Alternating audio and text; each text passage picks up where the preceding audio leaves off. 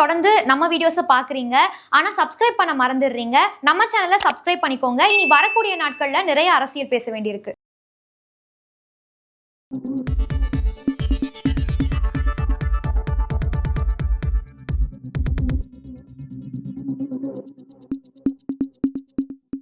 News focus Tamil நேயர்களுக்கு வணக்கம். இன்று நம்மோடு நேர்காணல் இருந்திருக்கக்கூடிய சிறப்பு விருந்தினர் காங்கிரஸ் கட்சியை சார்ந்த சுபத்ரா தேவி அவர்கள். வணக்கம். ராகுல் காந்தி அவர்கள் வாக்காளர் உரிமை யாத்ரா அப்படிங்கிறத முன்னெடுத்திருக்கிறாரு.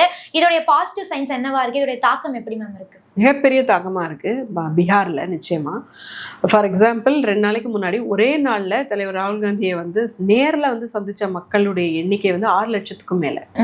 ஸோ யூஸ்வலாக ஒரு புரட்சிங்கிறது நம்ம என்ன சொல்லுவோம் அப்படின்னு சொன்னால், ஒரு இடத்துல இருக்கக்கூடிய பாப்புலேஷனில் 2% அதில் ஃபிசிக்கலாக இன்வால்வ் ஆகிட்டாங்க அப்படின்னு சொன்னால் அந்த இடத்துல ஒரு புரட்சி வந்துச்சு. அந்த இடத்துல ஒரு எல்லா மக்களிடையுமே ஒரு மாபெரும் மாற்றத்தை ஏற்படுத்தும் அப்படின்னு சொல்லுவாங்க. ஈவன் இந்திய சுதந்திர போராட்டத்தில் கூட 2% மக்கள் தான் ஈடுபட்டாங்க அப்படின்னு சொல்லுவாங்க.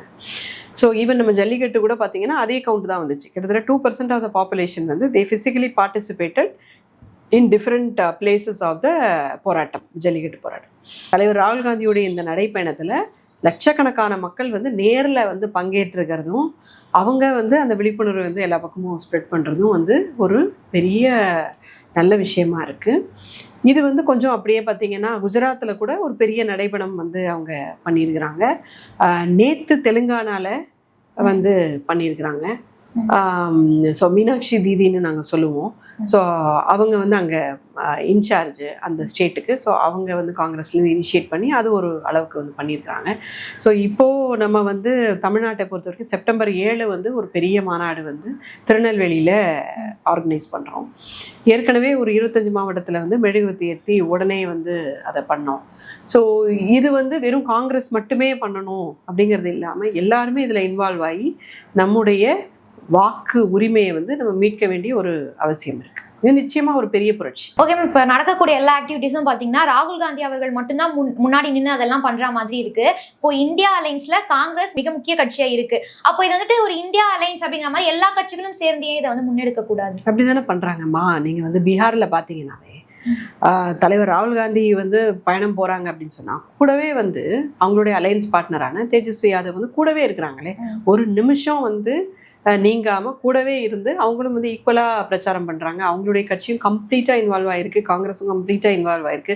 நீங்கள் அந்த பிக்சர் பாருங்கள், ஈக்குவலாக காங்கிரஸுடைய கொடியும் சரி அவங்களுடைய கொடியும் இருக்கிறத நம்ம பார்க்குறோம் இல்லையா. ஸோ அப்படி தான் சேர்ந்து தான் இதை பண்ணுறோம். லீடு இந்தியா கூட்டணியுடைய தேசிய தலைமை காங்கிரஸ் கூட்டணி தான், காங்கிரஸ் தான் தலைமை. ஸோ அந்த அளவில் நிச்சயமாக அது பண்ணிகிட்ருக்கு. பல மாநிலங்கள் அதை தீவிரமா பிளான் பண்ணிட்டு இருக்காங்க. இந்த எஸ்ஏஆர் விவகாரத்துல பாத்தீங்கன்னா சுப்ரீம் கோர்ட் ஒரு ஜட்மெண்ட் கொடுத்திருந்தாங்க. அதாவது நீக்கப்பட்டவர்களை மறுபரிசீலனை பண்ணுங்க அப்படிங்கிற மாதிரி ஒரு ஜட்மெண்ட் கொடுத்திருந்தாங்க. இந்த மறுபரிசீலனை பண்றது அப்படிங்கிறதுல மிகப்பெரிய ரெஸ்பான்சிபிலிட்டி அப்படிங்கிறது BLA பூத் லெவல் ஏஜென்சிஸ்க்கு கொடுத்திருக்காங்க. ஆனா அவங்களோட இன்வால்வ்மெண்ட் அப்படிங்கிறது இல்ல கம்மியா இருக்குன்ற மாதிரி சுப்ரீம் கோர்ட்டே அதிருப்தி தெரிவிச்சிருக்காங்க. இதை பத்தி நீங்க என்ன நினைக்கிறீங்க? சுப்ரீம் கோர்ட் இது நடந்து சில நாட்கள் தான் ஆகுது. எனக்கு அதுக்குள்ளே அவங்க ஏன் கட்சிகள் சரியாக பண்ணலை அப்படிங்கிற மாதிரி சொன்னாங்க அப்படின்னு எனக்கு தெரியல. பட் ரொம்ப தீவிரமாக தான் பீகாரோட காங்கிரஸ் பொறுத்த வரைக்கும் ரொம்ப தீவிரமாக தான் ஒர்க் பண்ணிகிட்ருக்காங்க. நீங்கள் இந்த நடைப்பயணத்திலே பார்க்கலாம். கட்சி ரொம்ப வீரியமாக இந்த செயல்பாடுகளை முன்னெடுத்து பண்ணிகிட்டு இருக்காங்க. இந்த 65 லட்சம் வாக்காளர்களை திரும்ப சேர்க்கறதுக்கு சுப்ரீம் கோர்ட் ஆதாரை நீங்கள் சேர்த்துக்கணும் அப்படின்னு சொல்லியிருக்கிறாங்க. ஸோ இந்த இது எதனால் சுப்ரீம் கோர்ட்டு இதை பண்ணுது அப்படின்னு சொன்னால், நிச்சயமாக அதுக்கு பின்னாடி தலைவர் ராகுல் காந்தி உடைய எக்ஸ்போஸேயும் தலைவர் ராகுல் காந்தி கிரியேட் பண்ண அந்த ஒரு வேவ், அந்த இது எல்லாமே ஃபேக்காக அவங்க பண்ணுறாங்க அப்படின்னு கர்நாடகாவில் நிரூபித்த அந்த விஷயம், இது எல்லாமே சேர்ந்து மக்களுடைய ஒரு எழுச்சியாக வந்தது. இது எல்லாம் நிச்சயமாக அதுக்கு பின்னாடி இருக்குது. சுப்ரீம் கோர்ட் கொடுத்துருக்கலாம். ஆனால் சுப்ரீம் கோர்ட்டை அந்த இடத்துக்கு புஷ் பண்ணது அந்த பீப்புள்ஸ் பவர் அப்படிங்கிறது நிச்சயமாக இந்த இடத்துல யூஸ் ஆகிருக்கு. ஸோ அந்தளவுக்கு பீப்புள்ஸ் பவரை கொடுத்த காங்கிரஸுடைய தொண்டர்கள் நிச்சயமாக பூத் லெவல் ஏஜென்ட்ஸாகவும் சிறப்பான வேலைகளை நிச்சயமாக செய்வாங்க. அவங்க அதாவது எலெக்ஷன் கமிஷன் அதுக்கு எவ்வளோ வேணால் அதிகாரம் இருக்குது. இன்னும் உங்களுக்கு எவ்வளோ அதிகமான மேன் பவரை வேணால் எடுத்துக்கிறதுக்கு, அவங்களுக்கு சம்பளம் கொடுக்கறதுக்கு எல்லாத்துக்கும் அவங்களுக்கான அதிகாரம் இருக்குது. ஸோ வந்து 25 நாளில் 65 லட்சம் பேரை நாங்கள் வீட்டில் போய் பார்த்தோம், நாங்கள் நீக்கணும் அப்படின்னு சொல்லி எலெக்ஷன் கமிஷன் வந்து ஒரு கிரிமினல் மாதிரி வந்து அது சொல்லுது. அதை நம்ம வந்து இந்த அளவுக்கு நம்ம எல்லாரும் எடுத்து அதை வந்து இந்த அளவு பண்ணியிருக்கோம்.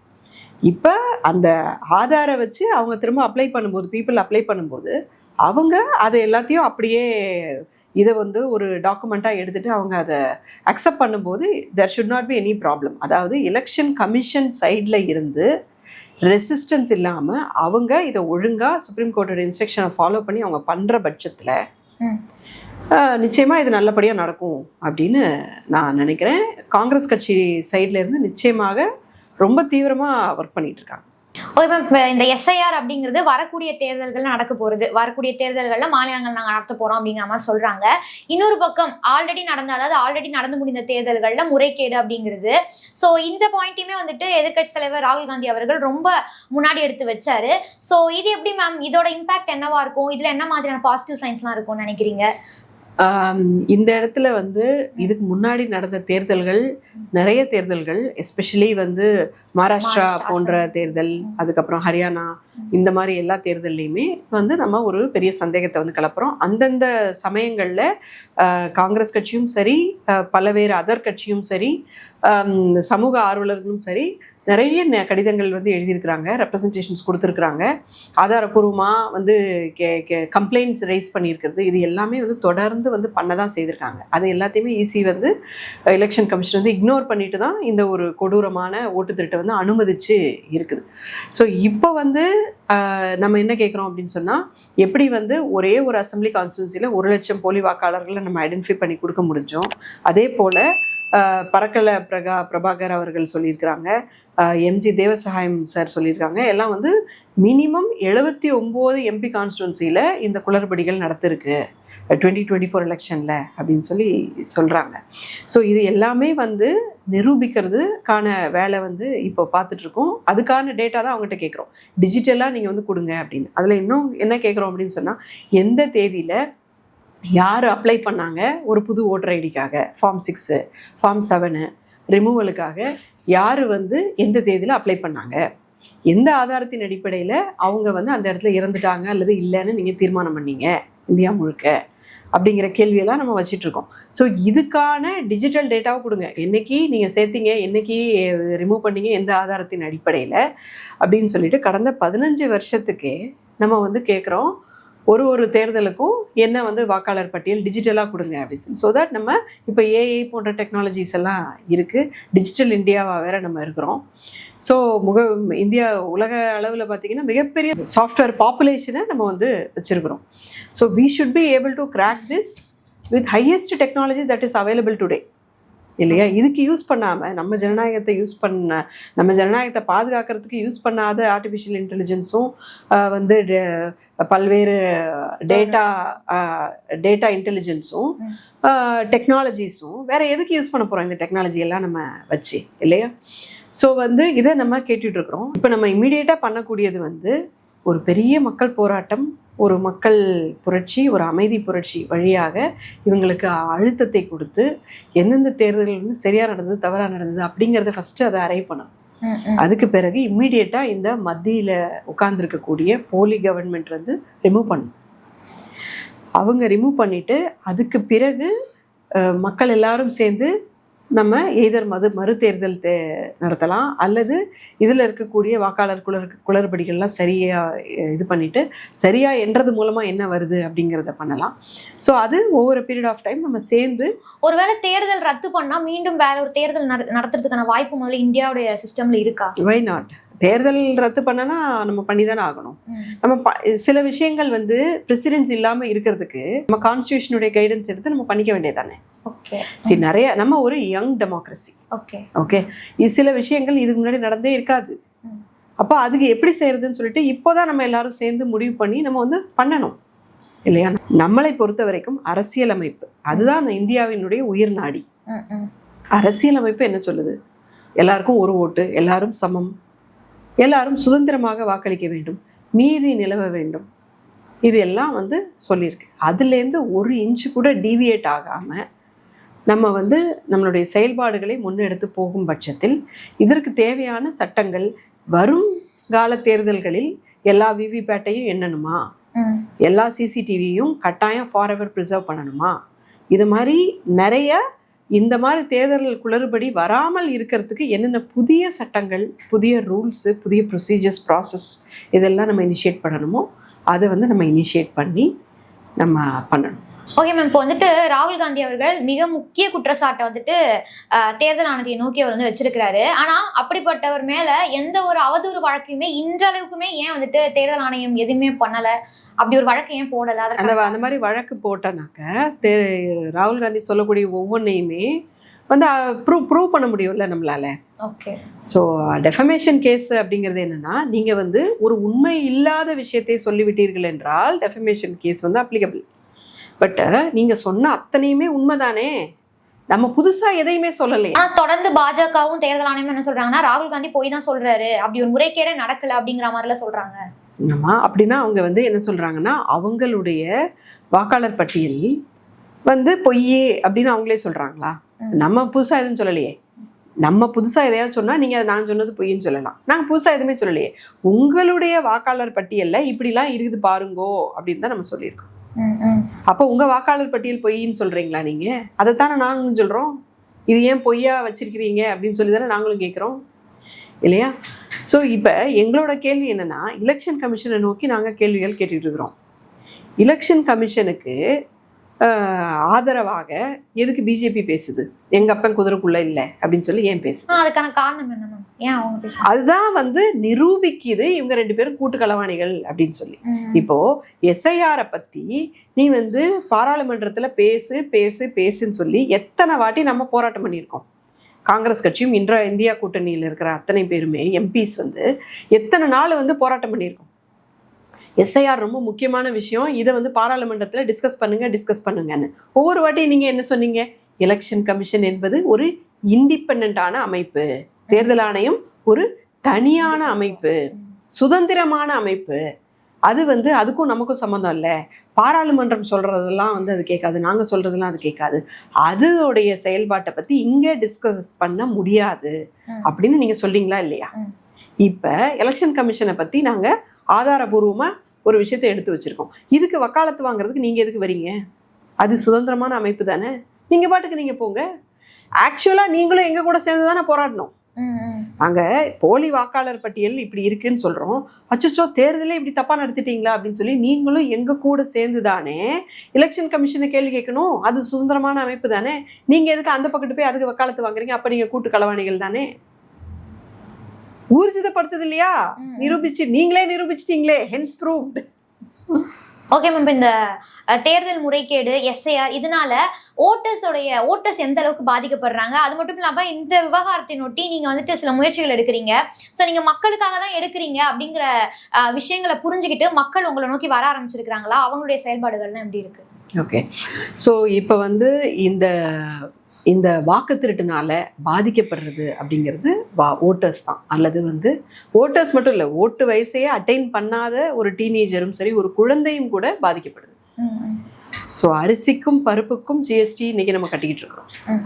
நம்ம வந்து ஓட்டு போட்டது வந்து காங்கிரஸ் அரசாங்கத்துக்கு. காங்கிரஸ் அரசாங்கம் வின் பண்ணியிருந்தது என்றால் அரிசிக்கும் பருப்புக்கும் நிச்சயமாக ஜிஎஸ்டி வந்து நீடிக்கப்பட்டிருக்காது. ஒரு ரொம்ப குறைவான ஒரு சிம்பிளான ஜிஎஸ்டி வந்து இருந்திருக்கும். கேஸ் சிலிண்டர் விலை வந்து நிச்சயமாக இவ்வளோ ஜாஸ்தியாக வந்து இருந்திருக்காது. நிறைய விஷயங்களுக்கு இப்போ வந்து இந்த 2024 எலெக்ஷனுக்கு காங்கிரஸ் அரசாங்கம் கொடுத்த தேர்தல் வாக்குறுதியை நீங்கள் பாருங்கள். மிகவும் ஏழையான பெண்களுக்கு 1 லட்சம் ரூபாய் வந்து அக்கௌண்ட்டில் போடுறேன் அப்படின்னு சொல்லி ராகுல் காந்தி வந்து சொன்னார். ஸோ அது உட்பட எவ்வளோ விஷயங்கள் வந்து காங்கிரஸ் வந்து மக்களுக்கு சொல்லிச்சு. அதாவது 25 லட்சம் ரூபாய்க்கு எந்த ஒரு மருத்துவமும் உனக்கு ஃப்ரீ, நீ தனியார்லேயே பண்ணிக்கிட்டா கூட அது வந்து ஃப்ரீ அப்படிங்கிற ஒரு விஷயத்த வந்து சொல்லியிருந்தாங்க. நிறைய வந்து வேலைவாய்ப்புக்கான இது சொல்லியிருந்தாங்க, அக்னிபாத்தை வந்து ரத்து பண்ணுறதா வந்து சொல்லியிருந்தாங்க. இப்போ இந்த ஒரு விஷயத்துலையும் எவ்வளோ பேர் பாதிக்கிறாங்க அப்படின்னு சொல்லி பாருங்கள்.